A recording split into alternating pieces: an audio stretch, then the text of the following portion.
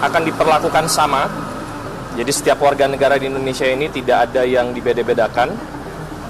Bila alat buktinya lengkap maka dapat ditindaklanjuti. Bila masih kurang tentunya bisa dikoordinasikan dari pihak penerima laporan kepada pihak pelapor.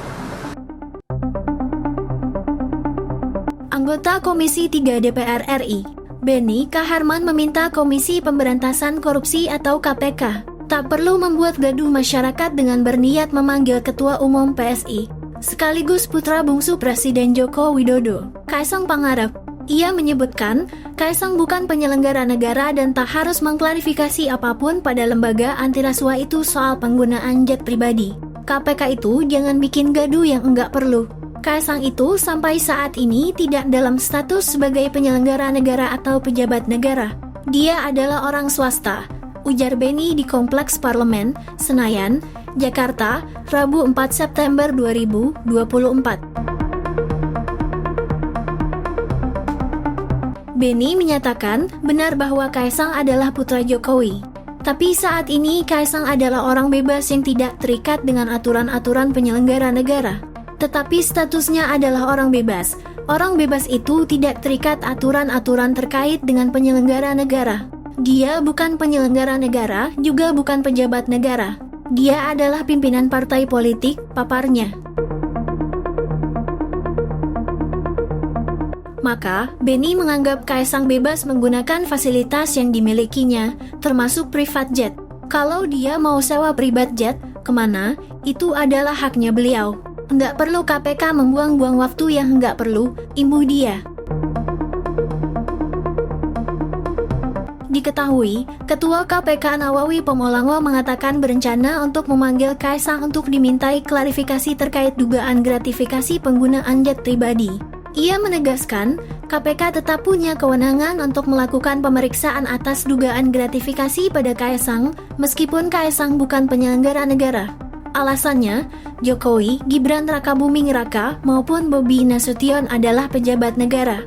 Sehingga pemberian gratifikasi terhadap keluarga penyelenggara negara dapat dikategorikan sebagai perdagangan pengaruh. Akan diperlakukan sama. Jadi setiap warga negara di Indonesia ini tidak ada yang dibeda-bedakan. Bila alat buktinya lengkap maka dapat ditindaklanjuti.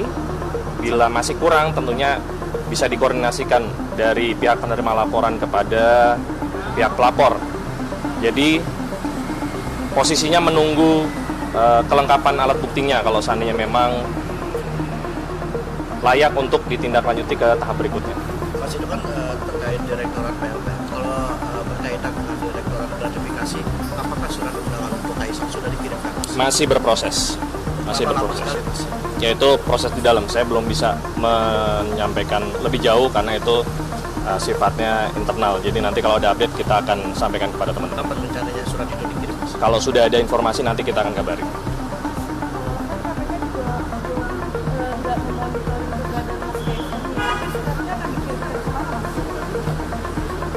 Kalau terkait pengiriman surat tentunya KPK memiliki berbagai macam cara ya, mulai dari monitor Dukcapil, alamat yang bersangkutan sesuai KTP dan lain-lain. Saya pikir itu bukan perkara yang sulit kalau seandainya memang ada surat undangan yang akan dikirimkan.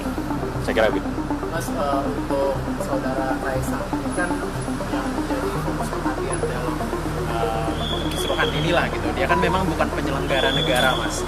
Tapi karena memang KPK berwenang untuk menanganinya untuk penyelenggara negara, apakah KPK membuka kemungkinan untuk mengundang lah gitu permintaan klarifikasi ke orang-orang dekat Kaisang ini yang merupakan negara? Karena kita tahu juga beberapa laporan yang masuk itu misalnya itu adalah beberapa orang di sekitar Kaisang, misalkan kakaknya ini yang punya kerjasama dengan Shopee saat kejadian itu apa kemungkinan untuk meminta klarifikasi orang-orang dekat Kaisang itu apa masih? Saya tidak bisa berandai-andai. Kita lihat saja nanti perkembangan dari pelaporan yang sudah masuk. Tentunya bila diperlukan keterangan pihak-pihak untuk memperkuat laporan itu dapat dilakukan.